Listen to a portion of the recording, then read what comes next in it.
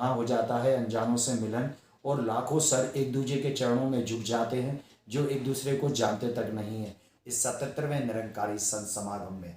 तो बने रहिए मेरे साथ और देखते रहिए किशोर स्वर्ण की सच्ची बात।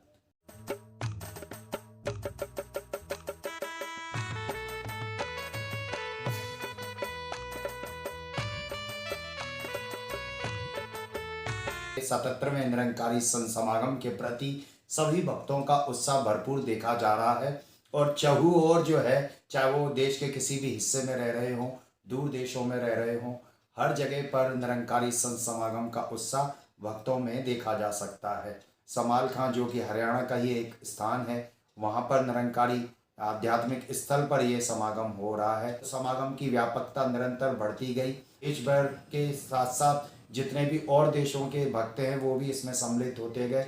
इस तरीके से हजारों से संख्या होती होती लाखों तक पहुंच गई।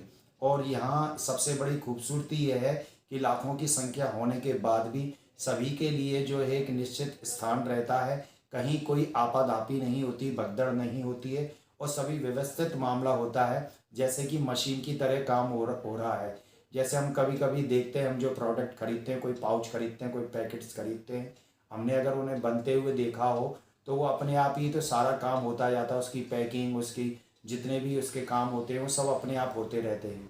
इस तरीके से समागम पर भी हम देखें तो वो सारे काम ऐसा लगता है कि जैसे कि कोई मशीन उस काम को कर रही है। सब व्यवस्थित तरीके से काम चल रहा होता है और उसका कारण सिर्फ यही है कि पूरा समागम सदगुरु के दिशा निर्देश के अनुसार होता है, सदगुरु की शिक्षाओं के अनुसार होता है। इसलिए सब गुरुमत में रहकर उस कार्य को करते हैं और समागम के आनंद को प्राप्त करते हैं। 2018 से लेकर सदगुरु माता सुदीक्षा जी महाराज का सानिध्य निरंतर मिल रहा है। ये रूबरू समागम का आनंद है, वो भक्त चूकना नहीं चाहते, उस सुनहरे अवसर का लाभ प्राप्त करना चाहते हैं। और उसका कारण ये है कि जैसे कि कहीं से कोई गाड़ी में पेट्रोल खर्च हो जाता है तो हम पेट्रोल पंप जाते हैं और वहाँ से फिर उसको दोबारा से ऊर्जा लेके आते हैं। सेम वही होता है कि हम जब समागम जाते हैं तो पूरे साल भर की ऊर्जा लेके आते हैं, जो हमें ताजगी के साथ साथ भक्ति के ओर निरंतर आगे बढ़ाता है, हमारे विश्वास को मजबूत करता है, भक्ति को और अटूट करता है।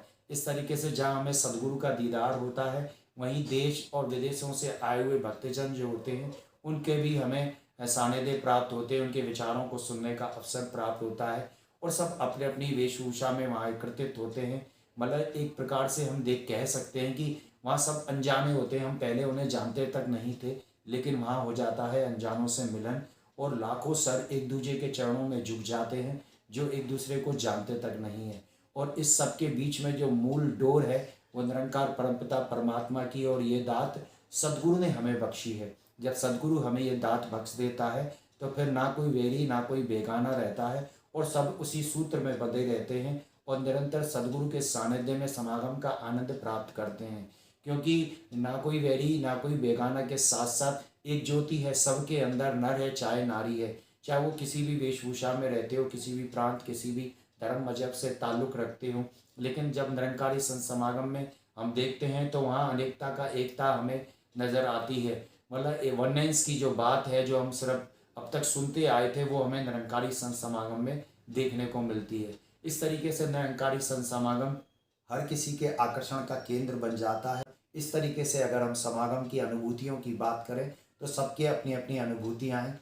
किसी ने कुछ प्राप्त किया, किसी ने कुछ प्राप्त किया, लेकिन प्राप्त करने के साथ साथ जो सबसे अनमोल देन है कि हम निरंकार परमपिता परमात्मा के साथ जुड़े रहे और एक दूसरे के साथ भी हम इसी वजह से जुड़े रहे क्योंकि हम सब निरंकारी है, एक मूल तत्व के साथ जुड़े हुए हैं जो कि सदगुरु ने हमें बख्शा है। तो इस तरीके से हम सदगुरु के सानिध्य के साथ साथ सभी को अपना बनाते हुए कि मानव को मानव हो प्यारा, एक दूजे का बने सहारा, ऐसी सारी खूबसूरतियों के साथ है सभी का हार्दिक स्वागत है और हम उत्साह के साथ जुड़ जाएं इस 77वें निरंकारी संत समागम में। तो बने रहिए मेरे साथ और देखते रहिए किशोर स्वर्ण की सच्ची बात।